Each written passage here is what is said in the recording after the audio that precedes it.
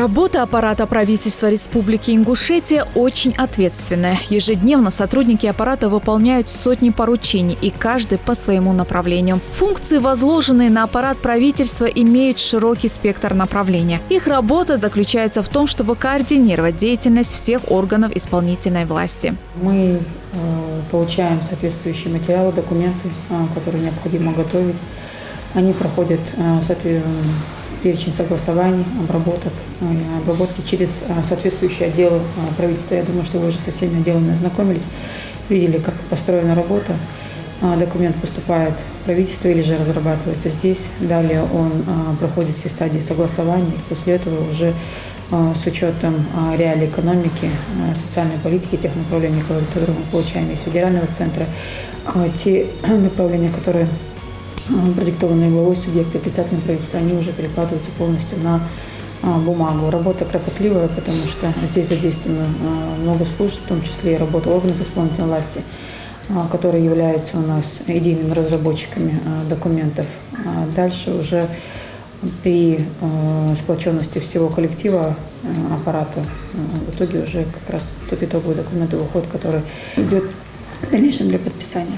Ежедневно руководитель аппарата Мадина Гойгова собирает своих сотрудников, чтобы обсудить самые важные задачи, стоящие перед аппаратом правительства. Здесь начальники отделов отчитываются о проделанной работе и докладывают о подготовке к различным мероприятиям. Представляю свои графики дежурств, подготовили папку по вашему поручению, сейчас там складываем, думаю, завтра, послезавтра уже готовый график занесем.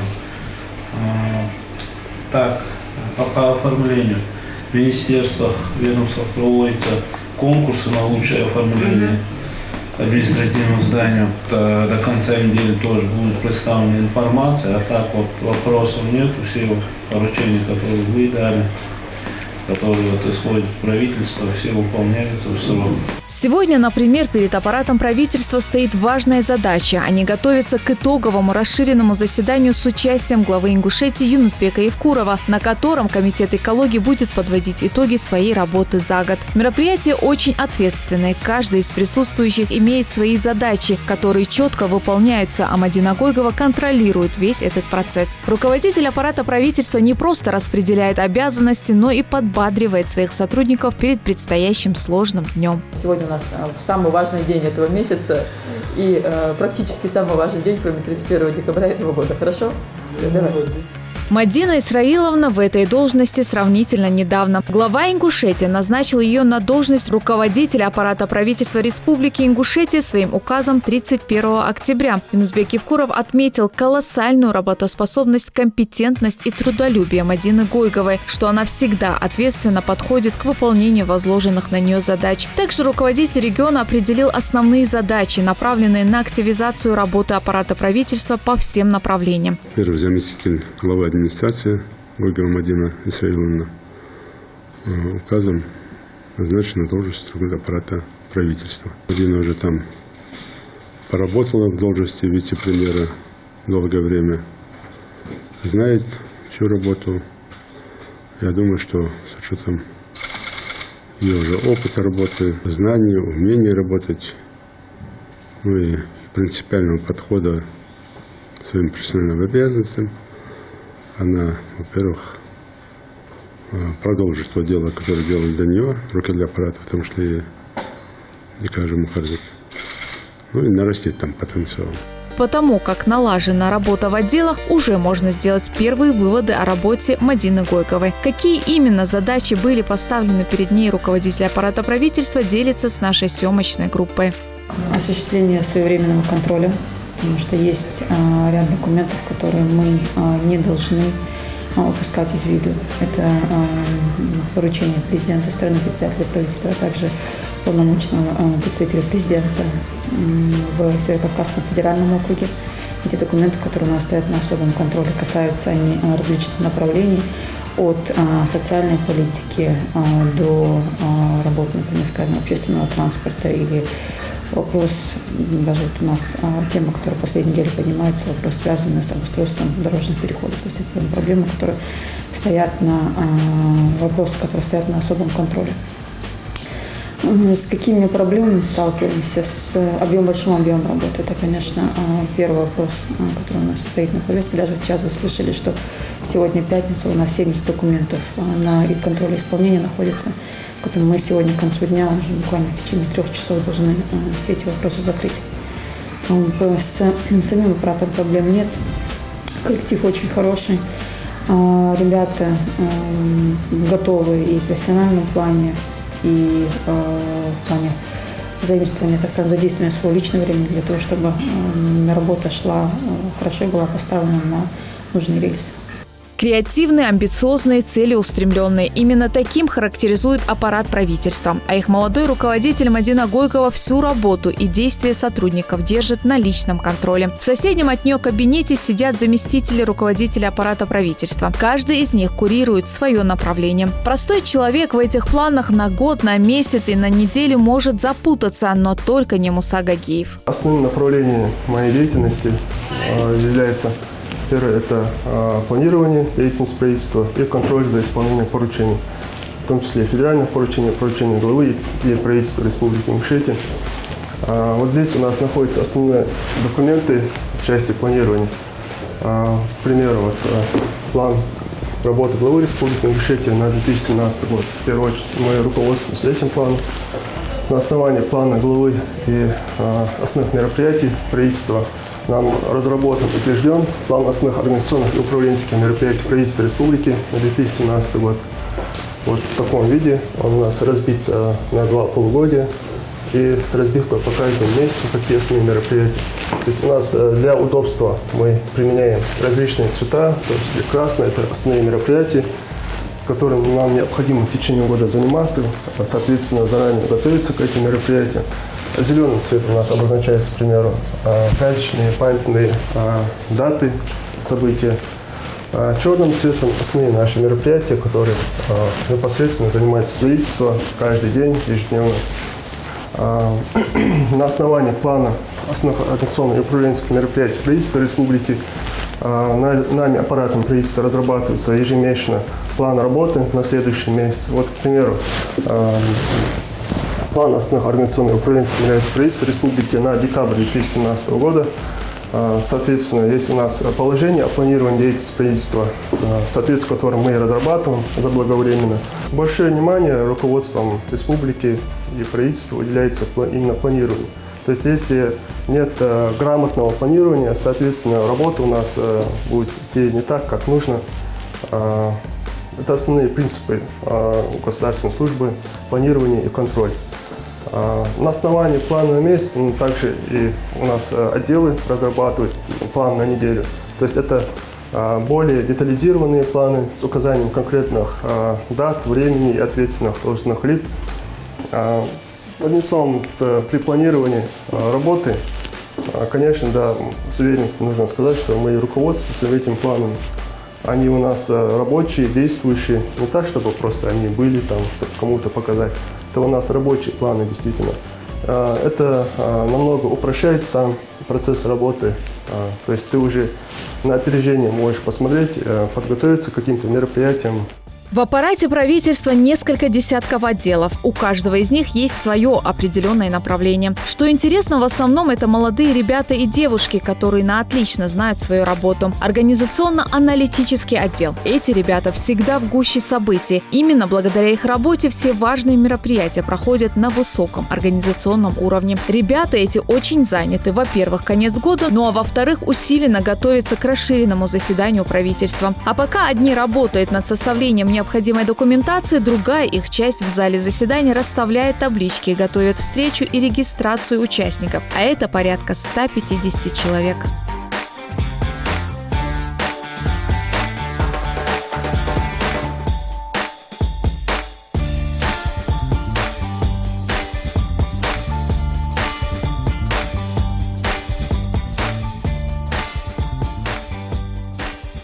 У нас организационно-аналитический отдел правительства, можно так сказать, центр, где осуществляется непосредственно планирование, по которому мы говорили.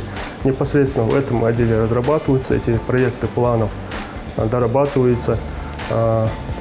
Кроме того, одним из основных направлений отдела является подготовка к совещательным мероприятиям правительства.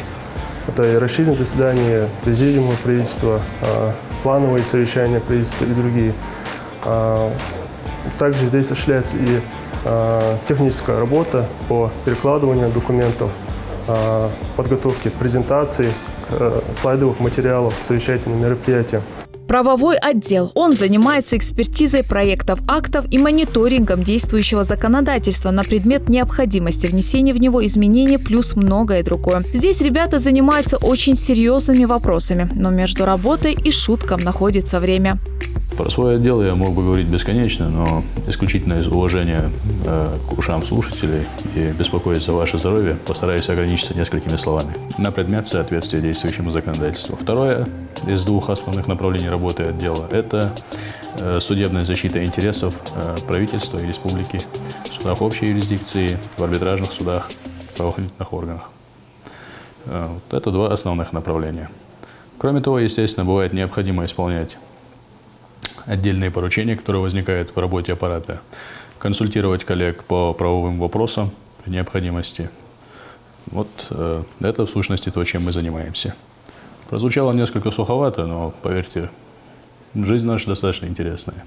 Приходится анализировать проекты актов на предмет того, каким образом наиболее рационально с правовой точки зрения и соблюдением действующего законодательства изложить волю руководства правительства республики для того, чтобы наилучшим, наиболее экономным, правильным путем достичь поставленных целей. Руководство знает, что нужно, профильные подразделения знают, как они это будут делать, а правовое подразделение указывает наиболее правильным образом, как это должно быть оформлено с точки зрения законодательства. Серьезные поручения и не менее ответственные сотрудники. В отделе контроля за исполнением поручений ребята должны быть максимально внимательны. Сотни поручений главы республики, председателя правительства, а также федеральные поручения. Эти молодые сотрудники следят за их своевременным и качественным исполнением. Еженедельно им приходится обрабатывать до 400 различных поручений. Мы работаем в основном через документооборот, Инксет, а также проводим анализ исполнения дисциплины. Мы ежеквартально выезжаем в контрольный департамент аппарата полномочного представителя президента Российской Федерации в Северо-Кавказский федеральный округ. Последняя наша поездка на прошлой неделе дала нам анализ исполнения поручений президента Российской Федерации, которого выяснялось, что замечаний в Республике Ингушетия нет. Отдел гражданской службы и служебных проверок. Для этих ребят самое главное – качество. Всего в этом отделе 4 человека. Специалисты в отделе молодые и перспективные. Работу свою выполняют на отлично. Функции полномочий отдела. У нас разнообразные функции. Мы в соответствии с поручением главы, председателя правительства, руководителя аппарата, других вице-премьеров проводим служебные проверки в отношении руководителя исполнительного органа государственной власти, это министры, в отношении заместителя руководителя исполнительного органа государственной власти. Проводим также служебные проверки в отношении руководителей государственных учреждений и предприятий. Также в отделе рассматриваются вопросы о поощрении. То есть мы готовим проекты распоряжений об объявлении благодарности и о почетной грамоте правительства Республики Ингушетия. Дальше у нас проводятся конкурсы на замещение вакантных должностей заместителя руководителя исполнительного органа государственной власти. То есть заместитель министра проходит по конкурсу. Допустим, конкурс на замещение вакантных должностей заместителя руководителя органа власти. Есть комиссия, где председателем комиссии является председатель правительства Республики Ингушетия Руслан Магомедович. Мы организовываем, комиссия проводит конкурсы, и по итогам там определяется победитель. Дальше мы проводим конкурсы на замещение вакантных должностей руководителей государственных учреждений. Это школы, сады, больницы, учреждения культуры, здравоохранения в общем. Тоже организован конкурс, есть у нас комиссия, есть порядок проведения конкурса, положение есть, состав комиссии есть. Дальше у нас есть, в основном наша работа связана с проверками. Есть плановые проверки, есть неплановые проверки. В настоящее время у нас есть два графика утвержденных. Это по органам власти и по государственным учреждениям. График план мы весим на доске. Уже в соответствии с планом мы проводим проверки. Отдел агропромышленного комплекса и природопользования курирует 19 ведомств. Из них 7 исполнительные органы республики, остальные территориальные органы. Это Минсельхоз, Минимущество и так далее. Всего в отделе 4 человека, и сотрудников здесь подбирают исключительно по специальности. Ну а в целом работа в отделе очень многогранная. Мы просто выявляем все проблемные вопросы, вот касающиеся именно курируемых ведомств. И вот по этим курируемым ведомствам, вот по этим проблемным вопросам мы организовываем совещания в правительстве, совещания, комиссии, выезжаем. Если есть необходимость проверять, вот сейчас мы подготовили проект распоряжения главы и создаем комиссии по инвентаризации земель, сельскохозяйственных земель Республики Ингушетия. Создаем координационную группу под председателем правительства и создаем 4 рабочих группы, которые будут работать уже по районам. И непосредственно вот их задача – это установить фактически сельскохозяйственные угодья, которыми пользуются собственники. Допустим, тут сейчас разные виды собственности. Это собственность частная, государственная, федеральная. И вот по ним мы хотим сейчас определить, сколько у нас конкретно в республике сельскохозяйственных угодий. Вот для этого создали комиссию. Вот потом по итогам работы этой комиссии мы будем проводить конкретно по каждому району, заслушиваться материалы и приниматься решения. Отдел социального развития координирует работу Минздрава, Минтруда и другие ведомства. Сотрудники этого отдела часто выезжают с проверками. Эти молодые люди знают, насколько важно уделять пристальное внимание именно этой сфере. Отдел социального развития аппарата правительства, так и называется наш отдел, координирует деятельность министерств и ведомств, которые занимаются социальной сферой. В основном мы рассматриваем входящую корреспонденцию. В приоритете, конечно, у нас обращение граждан. Мы их рассматриваем в первую очередь. А так, по министерствам, ведомствам мы выезжаем, проверяем, проводим проверки и, соответственно, докладываем вышестоящие инстанции. А вот в этом отделе собрались помощники заместителей председателей правительства. Эти ребята практически постоянно должны быть рядом со своим руководителем. Именно они знают, во сколько и какая встреча у вице-премьера. Их работа практически всегда связана со звонками и встречами. Словом, они являются правой рукой своего руководителя. Наша работа, она такая координирующая, более всего. Она именно моя работа заключается в планировании рабочего дня моего руководителя, координирование его встреч, организации приема посетителей, информационная и организационная поддержка его деятельности в течение дня, недели, месяца, организация его деловых рабочих поездок, ну и выполнение его личных поручений. Отдел, который в курсе всех событий не только в правительстве, но и во всей республике. Пресс-служба правительства Ингушетии освещает все новости, связанные с председателем правительства и его заместителями. Именно благодаря их работе жители Ингушетии оперативно узнают о последних новостях. Оператор, фотограф, специалист по сайту. Отдел состоит из молодых и креативных ребят.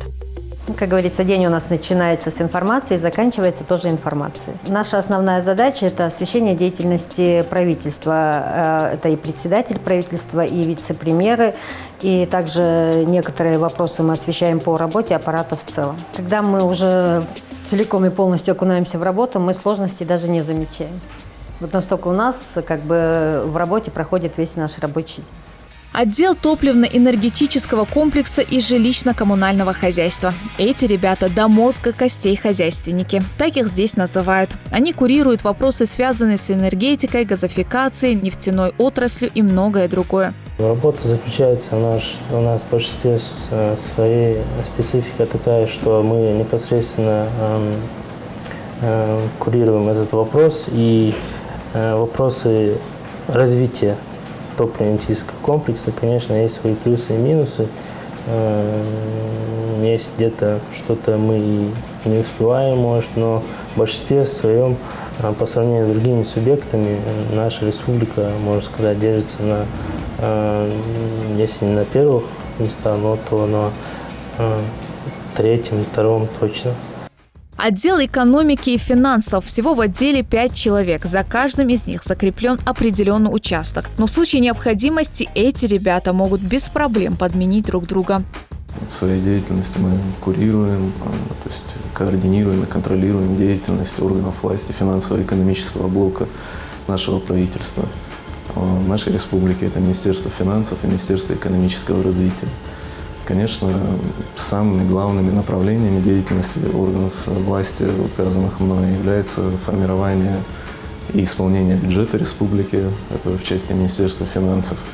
В части же Министерства экономического развития это социально-экономическая политика, ценообразование, инвестиционная политика, развитие малого и среднего предпринимательства.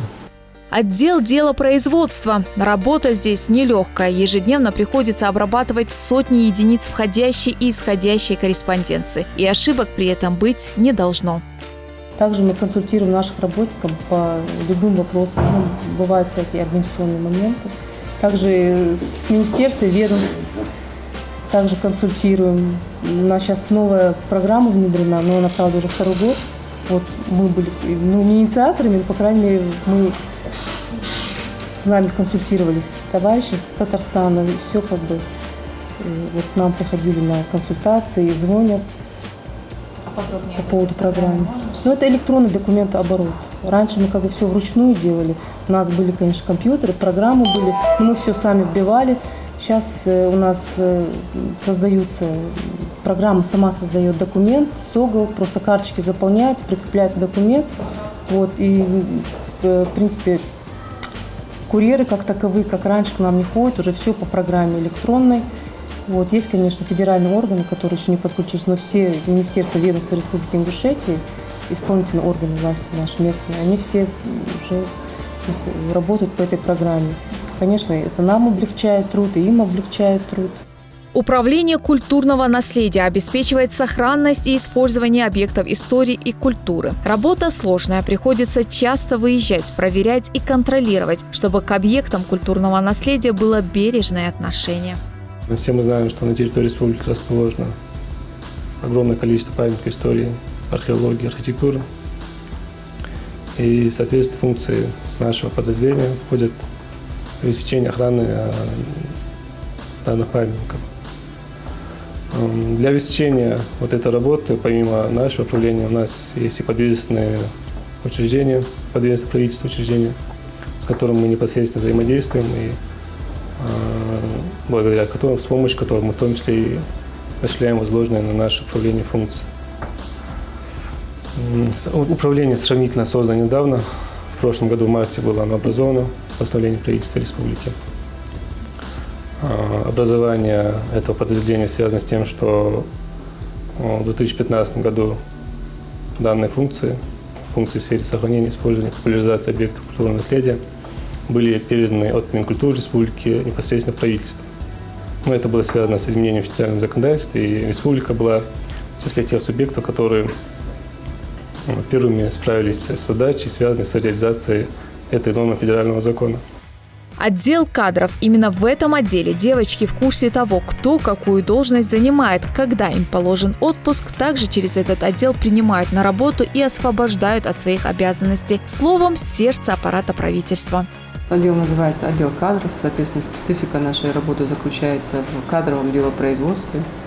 Это, как вы можете себе представить, прием, увольнение, различные переводы и, просто продвижение гражданского государственного служащего в поле своей деятельности.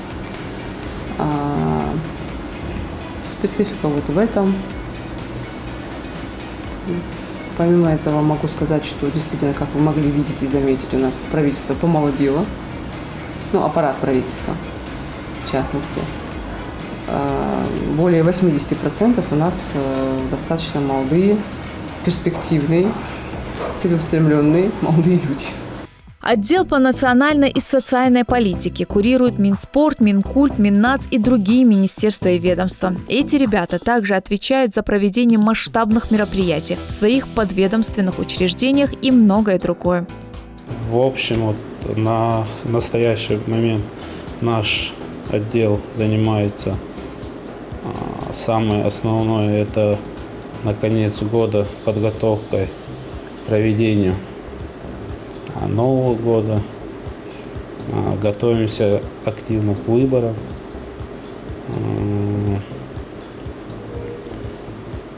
Так как наш отдел курирует Комитет по делам молодежи и указом президента Российской Федерации объявлен следующий год, 2018 годом добровольца-волонтера, уже вот начата работа по этому направлению. Проект указа главы подготовили, направили органам исполнительной власти, администрациям письма, чтобы представили свои предложения по данному вопросу. Новый год по всей республике в этом отделе обещают провести на высшем уровне. Подготовка к нему практически завершена. С 26 декабря по 8 января 2018 года в Ингушетии должно пройти свыше 100 различных праздничных мероприятий. И эти ребята будут все держать под своим личным контролем. В настоящее время подготовка к Новому году нашей республики находится на завершающей стадии. Сейчас администрациями муниципальных, районных, городских округов завершены все работы по новогоднему оформлению на своих подведомственных территориях, по установлению центральных городах и сельских поселениях республики. Также администрациями в исполнении поручения правительства проводится работа по проведению конкурса на лучшее оформление на своей подведомственной территории среди объектов потребительской сферы. Также такая же работа проводится и органы исполнительной власти республики среди подведомственных учреждений на лучшее оформление здания. Правительством Республики Ингушетия утвержден план мероприятий республики по проведению новогодних мероприятий. Отдел производственных отраслей аппарата правительства занимается сферой строительства, архитектуры, промышленного производства. Его сотрудники часто выезжают с проверками на промышленные объекты. Вот и сегодня выехали на завод полимерных труб проверить ход работ. Сегодня у нас плановое посещение завода. Мы проверяем работу данного завода. Работа идет в штатном режиме. Линии все загружены. Заказы у завода есть, даже, можно сказать, на 4-5 месяцев вперед. У нас здесь сегодня замечаний никаких нет, работа идет в штатном режиме. Сотрудники аппарата правительства не всегда сидят в кабинетах. Помимо выездных проверок, они стараются уделять внимание тем, кто в этом нуждается. В преддверии Нового года по инициативе молодежи аппарата правительства их сотрудники выехали в Троицкий детский дом-интернат с новогодними подарками. Таким гостям здесь точно были рады. Сосны круг, Нива вокруг, это рисунок мальчишки. Внимание, тепло и забота – это все то, что необходимо воспитанникам интерната. Сотрудники аппарата правительства постарались максимально передать больным детям свое тепло, а с некоторыми даже удалось немного пообщаться. И, пожалуй, это был тот случай, когда удовольствие от встречи было взаимно. Молодые воспитанники интерната не упустили момент и попросили номер телефона помощника руководителя аппарата правительства. Под общий смех номер они все же получили. Я мне звонить только, надо на работе. Только смотри, звонить можно в обеденное время, когда у нас перерыв на работе. Держи. Мы приехали сюда, чтобы уделить этим детям внимание, подарить им подарки, пообщаться. И эти дети общие, это наши дети. И я считаю, что каждый должен найти время, чтобы приехать и, наверное, подарить этим детям самое ценное, что есть, это внимание. Вот. Мы будем стараться приезжать сюда чаще. Мы решили взять шефство над детским домом-интернатом. И будем смотреть, в чем нуждаются эти дети, что им необходимо, и по возможности решать эти вопросы, помогать им. Руководитель аппарата правительства Мадина Гойгова ценит каждого своего сотрудника. Кто, как не она, может увидеть огонек в их глазах? Ведь каждый день она наблюдает, с каким трудолюбием и ответственностью ребята выполняют поставленные перед ними задачи. Несмотря на свой молодой возраст, они понимают, какая ответственность лежит на них, потому стараются не подводить своего руководителя, да и весь коллектив в целом. Скажем, на нынешнем этапе я вижу, как ребята, во-первых, есть самое главное качество у молодых людей – это отсутствие безразличия. И это очень важно. Каждый документ, который заходит, каждая проблема, она детально прорабатывается. Ребятам интересно, они вникают в вопросы, они понимают, что они фактически являются будущим республики, поэтому сегодня, вот, находясь на этих должностях, они изучают вопрос досконально. Они, я скажу, без ложной скромности по своему аппарату, они большие молодцы, они стараются.